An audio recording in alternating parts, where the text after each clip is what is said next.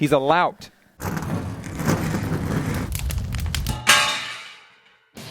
All right, once again, welcome inside the Rowdy Studios with SceneDaily.com's Bob Pockrass. I'm Bassmasters, talking about driver conflict. Obviously, the most prominent. Apparently, drivers don't have the love for each other that me and you do. I know, we it's so come and sad. sit here and talk so nicely with each other every Tuesday.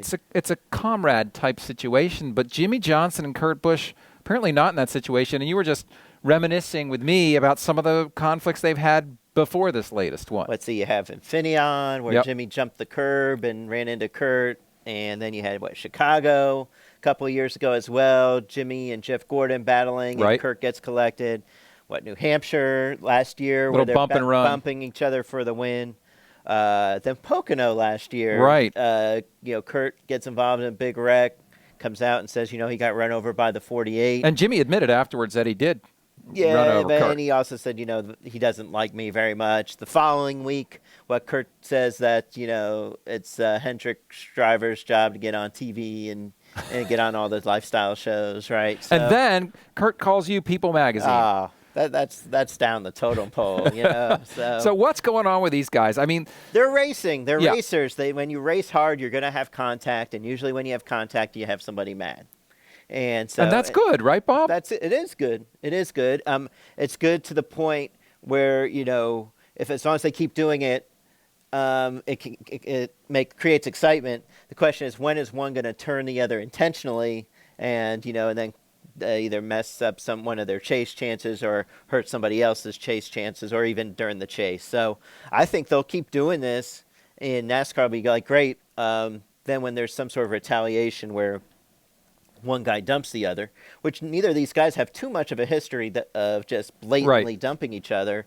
But if it happens, then I think NASCAR gets involved. Well, it seems to me that these are two of the guys with the skill to race really hard, door to door, and not make a mistake, not turn each other around, because we've seen them do that. Although guys do make errors. Yeah, guys make errors, and guys do lose some patience in the heat of the battle. And we saw that, too, in the Nationwide Series, and I love your comment on Ricky Stenhouse Jr.'s win over Carl Edwards. Those guys were battling all night long out in Iowa on Saturday. Ricky ended up blowing up off the final turn. Carl hits him and knocks him across the line to the win.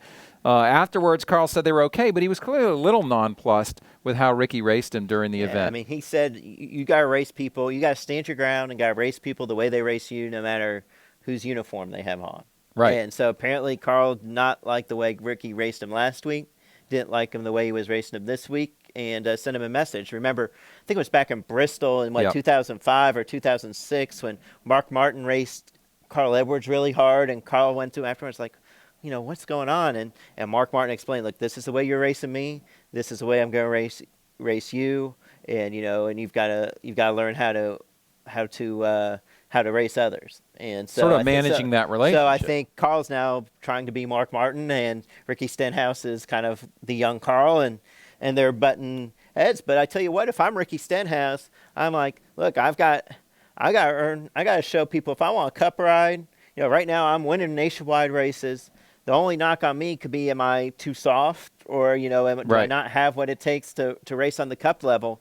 And I got to stand toe-to-toe with Carl Edwards and show I'm not going to be pushed around if I want to attract the interest of Cup owners. Well, what's interesting there, too, is I think about last week's Cup winner, Brad Keselowski, going through a similar type of thing where he gets a lot of people ticked off at him. Maybe they feel like he's overly aggressive, and he has to figure out how to walk that line.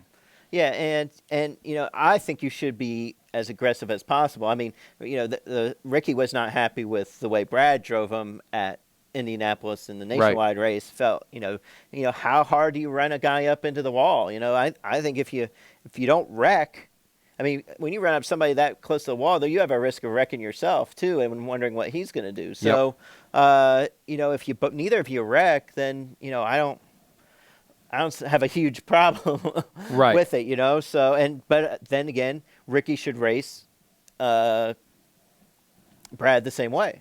The next time they get in that situation. So I like aggressive driving. It's kind of almost like football, and you have unnecessary roughness. Well, how do you make that judgment? What's too rough? Right. There's roughness. What's over the line? It's called racing. Racing is aggressive. Right. Just like the aggressive Bob Pockrass. All right, that's our take on driver conflict. What, not so aggressive? You're pretty aggressive, Bob. Okay. with the questions, All right. the penetrating questions. Okay. If you say so.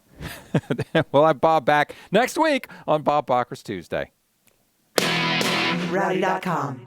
Say it like it is. Say what like it is? Rowdy.com.